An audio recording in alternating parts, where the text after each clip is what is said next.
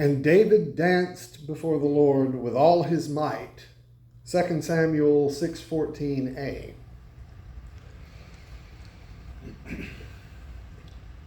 It arrived in the spring of 2000, perfectly capturing the optimism of that brief window in time. The new millennium was upon us. Aside from those who feared that Y2K would crash our computer systems and demolish the digital world we were busy building, people felt optimistic, like we had a chance for a new beginning. In that season of hope, Lee Ann Womack sang a profound message of encouragement into the world. Now, a lot of folks mistook her for Dolly Parton when they first heard the song. The vocal styles and the lyrics were similar enough to evoke the comparison. I confess that I made that same mistake myself. And Womack herself has stated that she views the comparison to Dolly Parton as a very great compliment. But no matter who the singer was, the inspirational message of the song was unmistakable. I hope you never lose your sense of wonder. You get your fill to eat, but always keep that hunger. May you never take one single breath for granted. God forbid love ever leave you empty-handed. I hope you still feel small when you stand beside the ocean. Whenever one door closes, I hope one more opens. Promise me that you'll give faith a fighting chance. And when you get the choice to sit it out or dance, I hope you dance. I hope you dance. That invitation to the dance is beautiful, but we all know that the seasons change, which is one of the reasons that Pachelbel's Canon speaks so deeply to me. Throughout this piece of Baroque music from the late 17th century, I can hear the interplay which is woven into it. The deep repetitive structure of the continuo is emotionally comforting and grounding for the listener in its very regularity. You know, boom, boom, boom, boom, boom. But it's an exercise in mind-boggling monotony and boredom for the poor cellists who actually play those same 8 notes over and over again. And yet, right above that rigid bass line, there are these wondrous dance-like movements, some of which are so achingly beautiful that I hate to hear them end. You know, da da da da da da da da da da da da da da da. Our lives are much like Pachelbel's Canon. We need the grounding, repetitive structures of our daily routines to keep us steady. But the beauty of living comes from learning how to dance gracefully above them. We also know that our faithfulness is often tested, whether by the grinding monotony of endlessly repetitive tasks, including the most dull but necessary part of Pachelbel's Canon, or by times of deep darkness. Almost immediately after I Hope You Dance became a hit, the bad stuff started happening. First, there was the 2000 presidential election, and we all know how that went. Then there was 9/11. Then our leaders got us bogged down in endless wars in Afghanistan and Iraq. And that period of hope and optimism was stolen from us.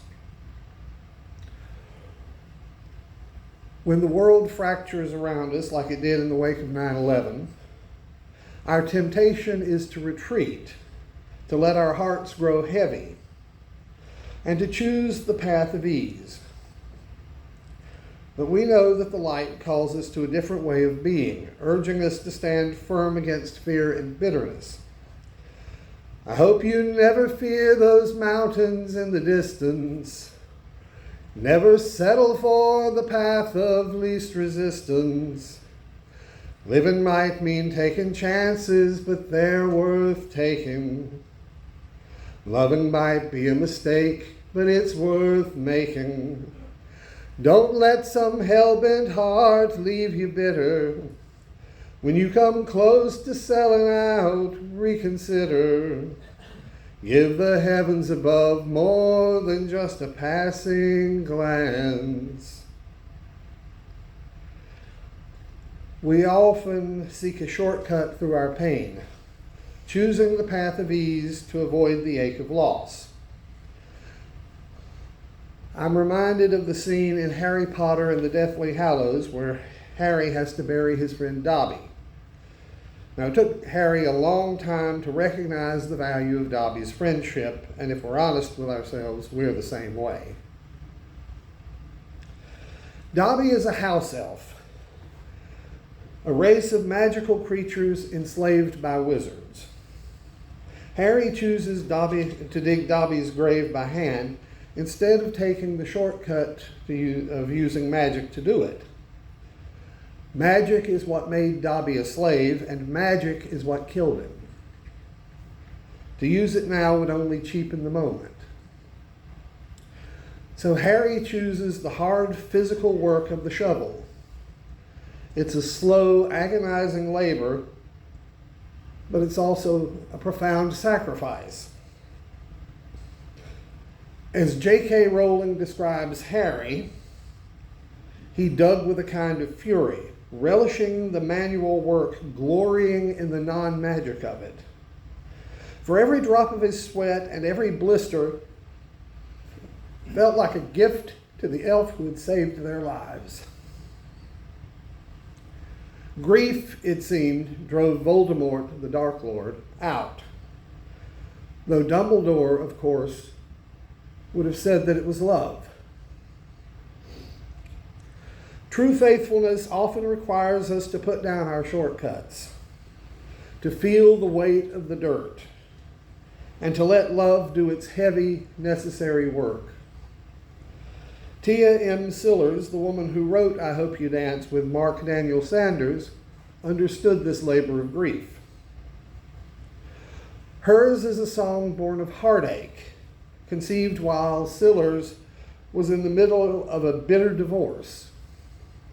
It emerged not from easy optimism, but from deep brokenness. But I Hope You Dance isn't the only hit song born from the heartbreak that follows the shattering of a covenant of love. The Paul Simon song Graceland deals with him processing his own grief after the end of his marriage to Carrie Fisher. In that song, the journey begins as a simple trip to the mansion where the king, or as I call it, Cousin Elvis, lived in Memphis. But along the way, through the hard work of travel and of grief, it transforms into the pilgrimage each of us makes toward the ultimate Graceland. We all feel the need for signposts on that journey, and so did those who came before us. Back in the late 1960s and 70s, a prose poem called The Desiderata was popular. Written by a fellow named Max Ehrman, it first appeared in 1927. Like the Lee Ann Womack song, it offered some timeless general good advice. You know, things like, nurture strength of spirit to shield you in sudden misfortune. But do not distress yourself with dark imaginings. Many fears are born of fatigue and loneliness. Or this one, be yourself. Especially do not feign affection. Neither be cynical about love, for in the face of all aridity and disenchantment, it is as perennial as the grass. Then there's this one, which I'm sure pretty much all of us have heard. You were a child of the universe no less than the trees and the stars. You have a right to be here. You get that sort of thing, and I Hope You Dance, of course, but it's also a blessing, rather like the Rod Stewart song Forever Young. I think they all became popular because people like blessings. I suspect most of us in this room like blessings. Maybe this is because we all remember at least once in our lives when we really wanted a blessing or desperately needed a blessing and we didn't get one. Or maybe we just couldn't recognize what we did get at the time as a blessing. That deep, unfulfilled ache of a missing blessing is an ancient one, going back at least as far as the book of Genesis. It makes Esau's cry to Isaac all the more heartbreaking when both of them find out that Jacob has stolen Esau's blessing and Esau's rightful inheritance along with it. When Esau sobs, "Bless me also, O my father," he sounds like a small child afraid of abandonment. We all know that cry. We too have felt that fear. We see this same search woven throughout our art and music even today. Billy Joel doesn't say so explicitly, but in The River of Dreams, when he walks down every evening and stands on the shore of the river, he's looking for a blessing. And when Paul Simon says, "For reasons I cannot explain, there's some part of me wants to see Graceland," it's because of the painful ending of his marriage. He needs a blessing, and even in the midst of the wreckage, he somehow manages to find one. In fact, Simon concludes with faith and a profound hope. "Maybe I've a reason to believe we all will be received in Graceland." Sometimes our inability to see a blessing comes from our own deep anxieties about the future and the passage of time. As we grow older, we fret over what lies ahead and call up dark scenarios in our minds. I think of the British comedy As Time Goes By.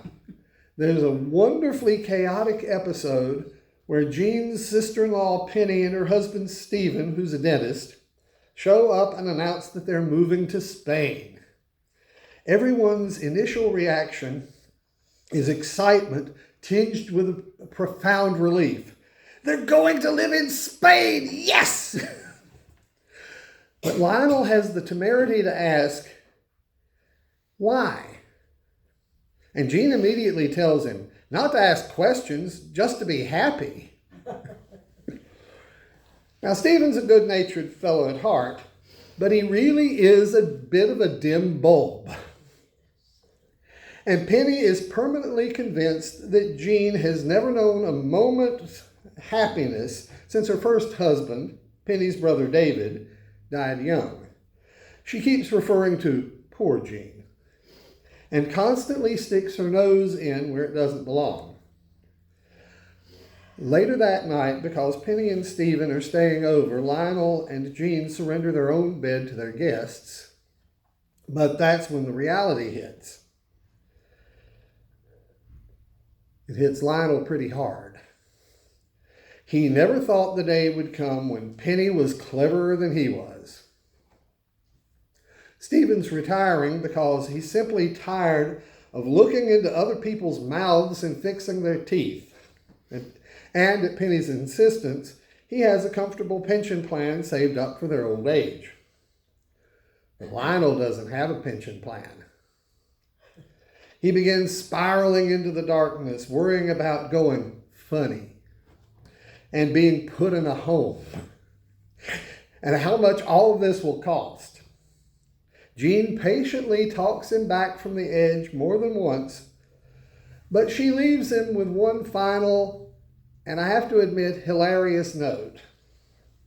"Oh, and Lionel, if you do go mad in the night, try to do it quietly. You know how hysterical Penny can get."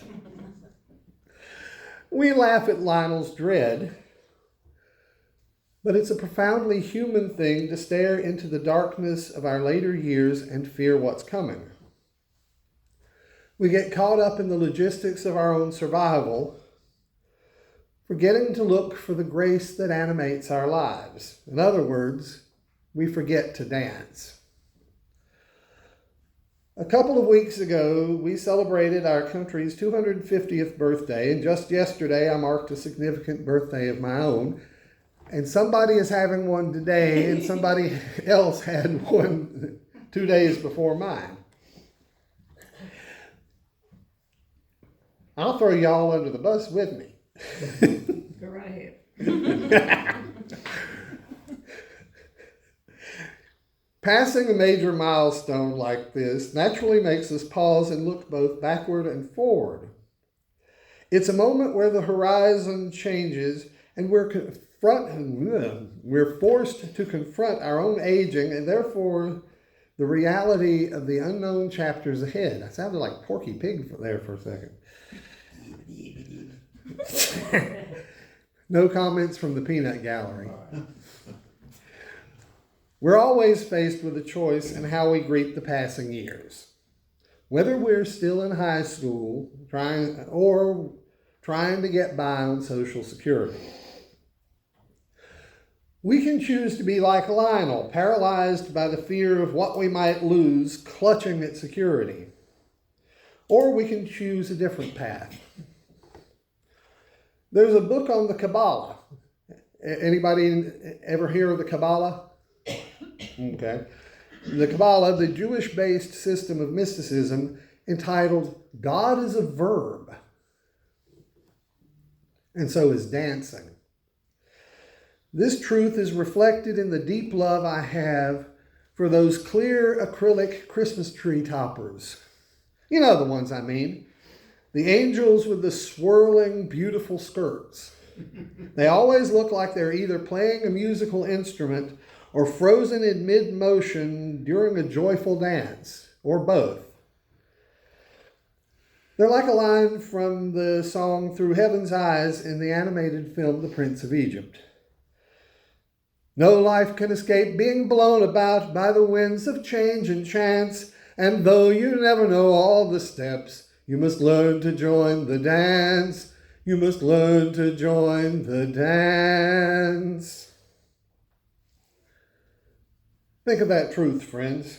The divine isn't a static noun, frozen in time or waiting for us at the end of a long list of instructions. God is constant movement, an ongoing moment, an active verb, and so is dancing.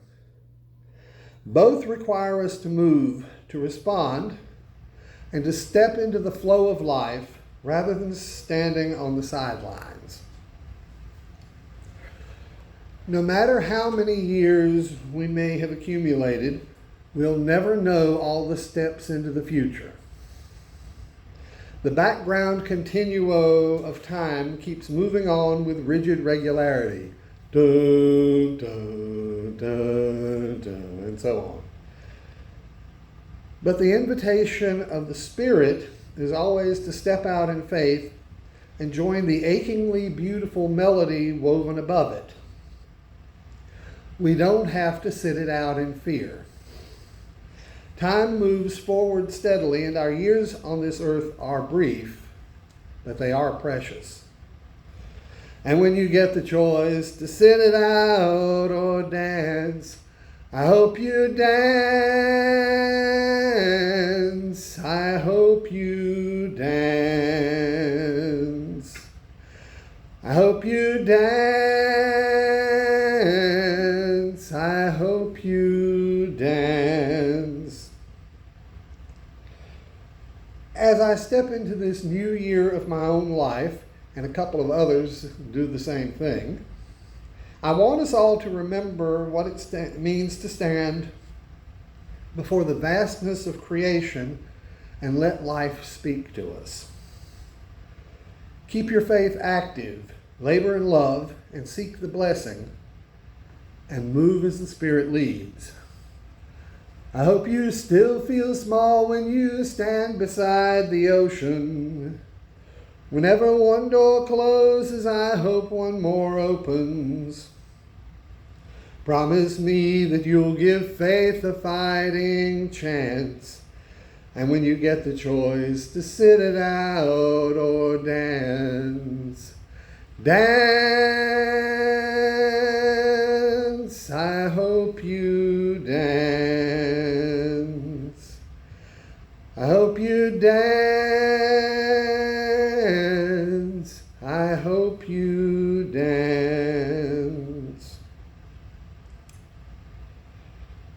Friends, let's not let the tragedies of this world, the fear of aging, or the brokenness of our own stories steal our joy or diminish us. There's a counter melody running through the last couple of choruses in the song. I separate it out now so that we can listen to it and ponder it as we step out into the world on this hot summer morning. Time is a wheel in constant motion, always rolling us along. Tell me who wants to look back on their years and wonder where those years